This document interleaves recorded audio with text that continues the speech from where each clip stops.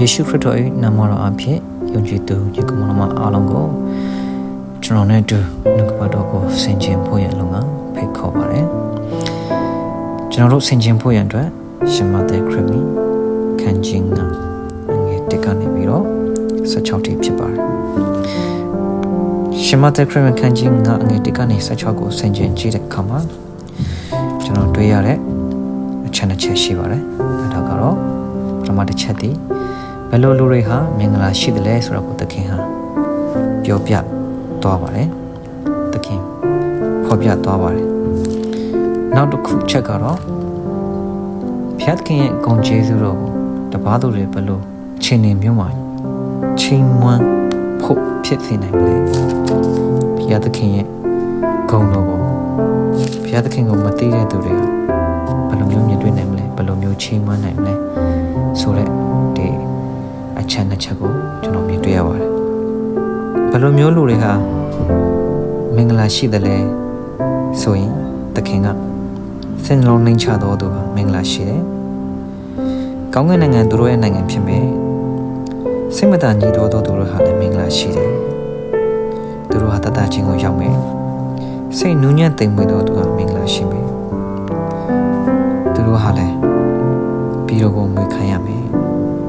ဖြောင့်မတ်ခြင်းပါရမီကိုစာငတ်တဲ့သူဟာစာငတ်ခင်မွန်းတဲ့သူတွေဟာလည်းမင်္ဂလာရှိတယ်သူတို့ဟာဝတ်ပြောခြင်းကိုရောက်လိမ့်မယ်တနာဆုံးမတတ်တော်သူဟာလည်းမင်္ဂလာရှိတယ်သူတို့ဟာတနာဆုံးမခြင်းကိုခံရမယ်စိတ်နှလုံးဖြိုးစင်တဲ့သူဟာလည်းမင်္ဂလာရှိတယ်ထိုသူတို့ဟာလည်းဘုရားသခင်ကိုမြင်ရမယ်တပါးသူချင်းခိုက်ရန်ပြုခြင်းကိုငြိမ်းစေတတ်တဲ့သူဟာလည်းမင်္ဂလာရှိတယ်သူတို့ဟာလည်းဘုရားသခင်သားလို့ခေါ်ဝေါ်တာကိုခံရမယ်ဖြောင့်မတ်ခြင်းတရားကြောင့်နောက်ဆက်ညှင်းဆဲခြင်းခံတဲ့သူဟာလည်းမင်္ဂလာရှိတယ်။ကောင်းကင်နိုင်ငံတို့ဟာသူတို့ရဲ့နိုင်ငံသူတို့ရဲ့နိုင်ငံဖြစ်လိမ့်မယ်။သခင်ကြောင့်ကျွန်တော်တို့ကိုကဲ့ရဲ့ညှင်းဆဲပြီးတော့မမှန်ပဲအပြစ်တင်တဲ့ခါမှာမင်္ဂလာရှိတယ်တဲ့။အဲ့အတွက်ကိုဝမ်းမြောက်ကြပါ။ဒါကဘယ်လိုလူမျိုးတွေဟာမင်္ဂလာရှိတယ်လဲဆိုတော့သခင်ဟာပြောပြသွားတာဖြစ်ပါတယ်။နောက်ဒုတိယအချက်အနေနဲ့ကတော့ဘုရားသခင်ရဲ့ကောင်းမြတ်ခြင်းတွေဘုရားသခင်ရဲ့ဂုဏ်ကျေးဇူးတော်တွေဂုဏ်တော်တွေဘုရားသခင်ရဲ့ကြီးမြတ်ခြင်းအကြောင်းတွေဘုရားသခင်ဟာလူသားတွေပေါ်မှာဘယ်လောက်ထိချစ်တယ်ဆိုတဲ့အရာဘယ်လောက်ထိကောင်းမြတ်တယ်လဲဘယ်လောက်ကျေးဇူးပြုတဲ့ဘုရားလဲဘယ်လောက်ထိ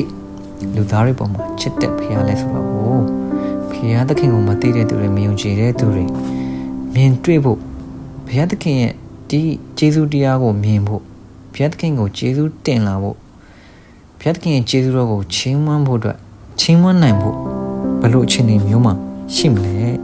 ဆိုတဲ့အချက်ပါပဲဘုရားသခင်ရဲ့ဂုဏ်ကျေးဇူးတော်ကိုလည်းဘုရားသခင်ရဲ့ကောင်းမြတ်ခြင်းဘုရားသခင်ရဲ့ကြီးမြတ်ခြင်းတွေကိုဒီတပါးသူတွေကမြင်ပြီးတော့ချီးမွမ်းဖို့တဲ့ကျွန်တော်တို့ရဲ့ကောင်းတဲ့အကျင့်တွေကိုမြင်ဖို့လိုတယ်ကျွန်တော်တို့မှာကောင်းသောအကျင့်ရှိဖို့လိုကျွန်တော်တို့ကောင်းသောအကျင့်ကိုသခင်ကရှိစေခြင်းနဲ့ကျွန်တော်တို့ရဲ့ကောင်းသောအကျင့်ကိုမြင်ပြီးတော့ဘုရားသခင်ရဲ့ဂုဏ်ကျေးဇူးတော်ကိုတခြားသူတွေကျေးဇူးတော်ချီးမွမ်းဖို့မြင်တွေ့ဖို့အတွက်ကျွန်တော်တို့ရဲ့အလင်းတွေကိုလင်းဖို့တော့သခင်ပြောခဲ့ပါတယ်ကျွန်တော်မှအလင်းလို့ပြောလိုက်ရင်ပုံဆောင်ခြင်းဟာအလင်းဟာဖြိုးစင်တဲ့တန်ရှင်ဖြိုးစင်တန်ရှင်ခြင်းဟာကောင်းမြတ်ခြင်းကိုဖော်ညွှန်းပါတယ်ဒါကြောင့်မို့ကျွန်တော်တို့ရဲ့ကောင်းတဲ့အကျင့်တွေကိုမြင်ပြီးတော့တခြားသူတွေကဖျက်သခင်ကိုမြင်တွေ့ဖို့ချီးမွမ်းဖို့အတွက်ကိုသခင်မှာသွားခဲ့ပါတယ်ဘုရားသခင်ရဲ့ကောင်းမြတ်ခြင်းနဲ့ဘုရားသခင်ရဲ့ကျေးဇူးတရားတွေကိုတပါးသူတွေမြင်တွေ့ဖို့ဆိုရင်နည်းလမ်းတစ်ခုပဲရှိပါကျွန်တော်ရဲ့ကောင်းသောအကျင့်အဖြစ်ကျွန်တော်ရဲ့ကောင်းမွန်စွာနေထိုင်ကျင့်ကြံပြောဆိုသွားလာခြင်းအားဖြစ်တာလေကျွန်တော်ရဲ့လှုပ်ရှားသက်ရှင်နေထိုင်ခြင်းဟာကောင်းမွန်ခြင်းတွေနဲ့ပြည့်စုံနေလို့ဆိုရင်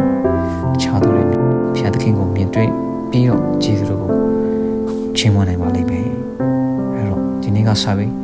ကျွန်တော်ရဲ့အသက်တာမှာမင်္ဂလာရှိခြင်းတွေနဲ့အတူကောင်းသောအခြင်းနဲ့ပြည့်စုံကြပါစေလို့ပြောရင်းနဲ့ဒီချိန်တိုင်းကိုညီကုန်းချုပ်ပါတယ်ယေရှုခရစ်တော်နာမတော်အဖြစ်